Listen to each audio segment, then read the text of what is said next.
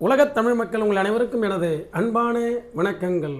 ஆலயம் matrimony TV நேயர்களே, இன்று ஒரு உதாரண ஜாதகம், திருமணம் சம்பந்தப்பட்ட விஷயங்களை இந்த சேனலில் நாம் ஷேர் பண்ணிகிட்ருக்கோம். அனுபவத்தில் வந்த ஜாதகங்கள்லாம். ஒரு ஜாதகத்தை எடுத்தோம்னா அதில் ஆணோ பெண்ணோ 7ஆம் பாவாதிபதி அப்படிங்கிறது கலத்திர ஸ்தானத்துக்கு உண்டான அதிபதி. புரியுதுங்களா? ஆண்னா பெண், பெண்ணா ஆண். அந்த 7ஆம் பாவாதிபதியினுடைய நிலைப்பாடு எப்படி இருக்கிறது?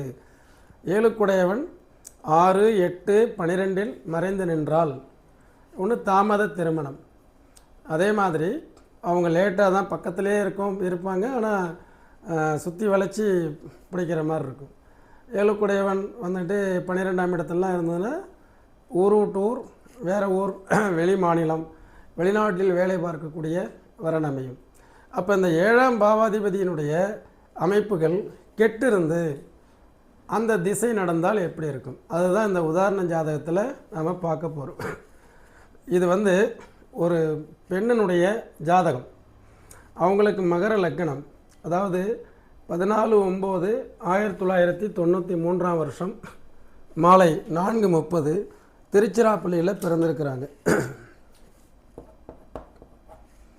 திருச்சி. இந்த ஜாதகம் இப்போது கரெக்டாக மகர லக்கணத்திற்கு 7க்குடையவன் சந்திரன். இப்போ அவங்க பிறக்கும் பொழுது மக நட்சத்திரம் சிம்மராசி மகம். அப்போது கேது ஒரு 5 வயது வரை கேது, 25 வயது வரை சுக்கிரன், 31 வயசு வரைக்கும், தான் 30 வயது முடிஞ்சு 31 9 மாதம் 12 நாள் அது வரைக்கும் அவங்களுக்கு சூரியனுடைய திசை. இதுக்கப்புறம் சந்திரனுடைய திசை வருது. சரிங்களா? இந்த சந்திரன் இந்த ஜாதக அடிப்படையில் 7ஆம் பாவாதிபதியாக இருந்து 8இல் மறைவது ஒரு விஷயம். அதே நேரத்தில் 7ஆம் பாவாதிபதி யாருடைய நட்சத்திரத்தில் இருக்கிறார் அப்படின்னா கேதுனுடைய ஸ்டார். ஒரு சம்பவம் நடக்கணும் அப்படின்னா அந்த ஒரு டிஸ்கண்டினியூ பிளானட் அப்படிங்கிறத கேது, கலகத்துக்கு உண்டானது சனி, பேராசைக்கு உண்டானது ராகு. இது எல்லாமே நெகட்டிவான பிளானட். நம்ம என்ன சொல்ல வரோம் அப்படின்னா, உங்களுடைய ஜாதகத்தில் கிரக நிலைகள் எந்த மாதிரி மோசமாக கெட்டிருந்தாலும் அதை மாற்ற முடியாது. அப்போது அஸ்ட்ராலஜர்கிட்ட என்னுடைய மன வாழ்க்கை எப்படி இருக்கும், என் ஜாதகப்படி எதிர்வரும் காலங்களில் என்ன திசை நடக்கும், 7ஆம் பாவாதிபதி தொடர்புடைய திசை நடக்கிறதா, 7ஆம் பாவாதிபதி கெட்டிருக்கிறதா, அப்படி பார்த்தா இந்த ஜாதகத்தில் 7ஆம் பாவாதிபதி 8ஆம் இடத்தில் இருந்தால் கெடுதல், நெகட்டிவ்.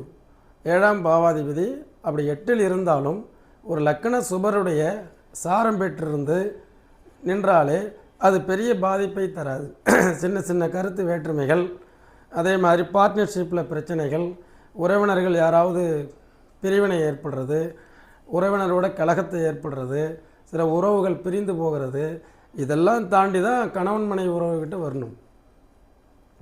ஏன்னா நம்ம அக்னி சாட்சியாக ஒரு மனைவியை கரம் பிடிக்கும் பொழுது எவ்வளோ விஷயங்கள், 2 குடும்பம் எல்லாமே இருந்து அது மீறி ஒரு சம்பவம் நடக்கணும், ஒரு பிரச்சனை பிரிவினையாக மாறணும் அப்படின்னா இவ்வளோ விஷயங்களை கடந்து வரணும்.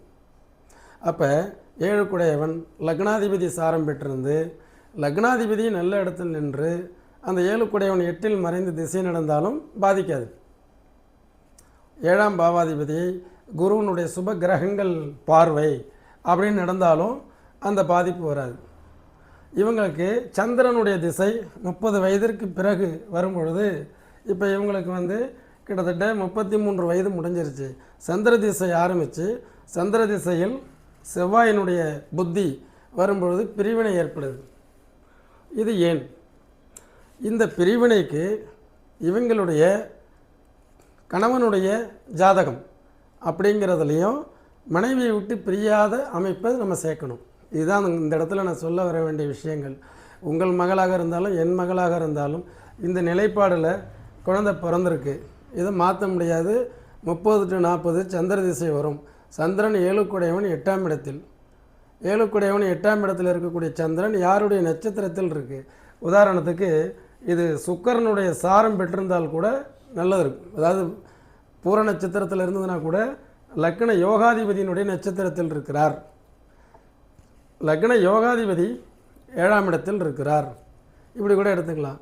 இது கேதுனுடைய சாரம் வாங்கி கேது வந்து இந்த ஜாதக ரீதியாக பார்த்தீங்கன்னா அட்டமாதிபதி 7 திசை 8இல் மறைந்து கேது சாரம் பெற்றிருக்க இது என்ன ஆகிடுது, டிஸ்கண்டினியூ பிளானட்டினுடைய சாரம் பெறுகிறது. அதனால் 2 பேருக்குள்ளார பிரிவினைகள் ஏற்பட்டிருக்கு. இது மாதிரி அமைப்பில் உள்ளவங்க என்ன செய்யணும், 7ஆம் பாவாதிபதி அந்த ஆண் ஜாதகத்தில் நல்ல ஆட்சி உச்சம் பெற்றிருந்தோ கேந்திர திரிகோணங்களில் இருந்தோ 7க்குடையவன் லக்னமேறி நின்று லக்னாதிபதி 7ஆம் இடத்தில் இருக்கிற ஜாதகமாக நம்ம சேர்க்கணும். நம்ம எப்படி எந்த நிலையில், இப்போ என் ஜாதகத்தில் உதாரணத்துக்கு 7க்குடையவன் 3 கிரகங்களோடு சேர்ந்துருக்கும். அப்போ அந்த காலத்திலே ஜோதிடர்கள் என்ன சொன்னாங்கன்னா 3 கல்யாணம் உனக்கு நடக்கும். அப்போது என் ஜாதகத்தில் இருந்த குற்றம், இந்த பெண் ஜாதகத்தில் 7க்குடையவன் 8இல். அப்போ 7க்குடையவன் 8ஆம் இட தொடர்பில் இருக்கும்பொழுது அந்த வரன் அமைஞ்ச வரன் ஜாதகம் நமக்கு கிடைக்கல. ஏன்னா அவங்க பிரிவினை ஆனதுனால அதை பற்றி அது நமக்கு கொடுக்கல. பட் என்ன பண்ணியிருக்காங்கன்னா பொருத்தம் பார்த்து தான் திருமணம் பண்ணியிருக்காங்க.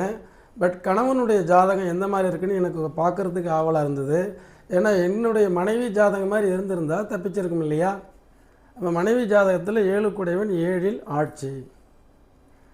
அப்போ கன்னியா லக்கணத்திற்கு 7க்குடையவன் குரு, குரு ஆட்சி. இதை கேந்திராதிபத்திய தோஷம்னு சொன்னாங்க.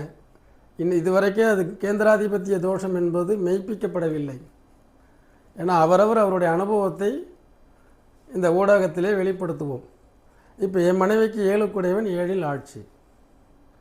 அந்த 7லேயே ஆட்சி பெற்றிருக்கிறதுனால என்ன ஆகிடும், குரு சொந்த வீட்டில் இருக்கிறாரு, 7ஆம் இடத்துல இருக்கிறாரு, ஒழுக்கமான கிரகம் இருக்குது, ஒழுக்கமான கணவன் அமைவார் அப்படின்னு அந்த பெண் ஜாதகத்தில் இருக்குது.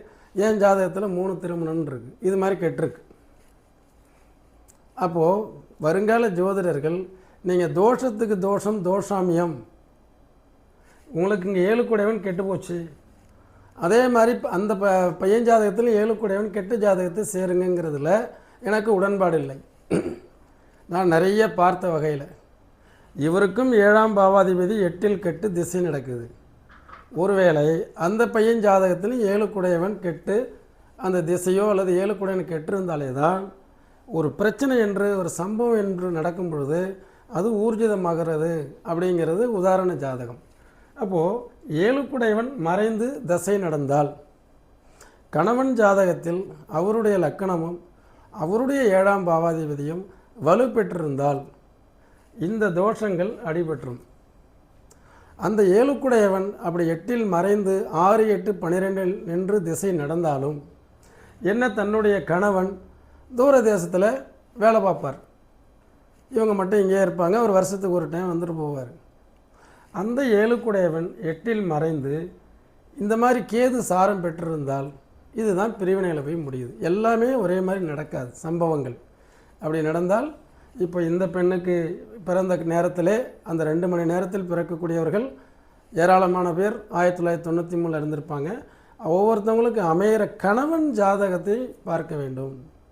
கணவன் இதையெல்லாம் பெருசுபடுத்தாமல் இந்த டிஸ்கண்டினியூ வந்தாலும், உறவுகள் பகையை ஏற்பட்டாலும், இவங்கள் பிடிவாத குணங்கள், மகர லக்கணம் சிம்ம ராசி, இவங்களுக்கே சந்திரன் 8இல் போய் மறையுது. அந்த இவங்களுக்கே ஒரு வீடியோ போட்டிருப்பேன், மகர லக்கணம் சிம்ம ராசி எப்படி இருக்கும்.